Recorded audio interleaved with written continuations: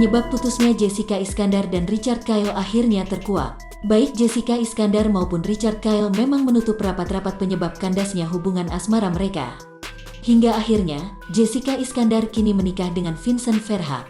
Jika sesuai rencana, keduanya seharusnya menikah 2020 lalu. Setelah sebelumnya menggelar pesta pertunangan yang meriah, pernikahan mereka dibatalkan karena pandemi COVID-19. Setelah semua persiapan matang, kabar kurang sedap justru datang dari pasangan tersebut. Jessica Iskandar dan Richard memilih untuk mengakhiri hubungan mereka. Di balik fakta Jessica Iskandar yang kini tengah hamil, kakak jedar bernama Eric Iskandar membongkar kisah putusnya sang adik dengan Richard Kyle.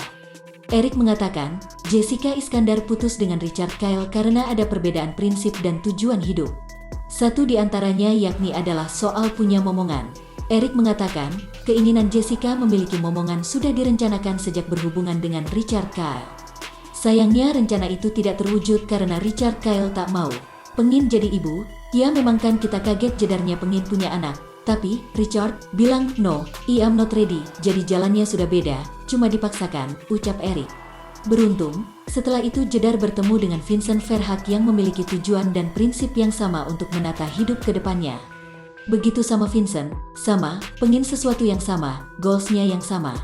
Sudah gitu Vincent bisa mengubah sikap Jessica, ujarnya.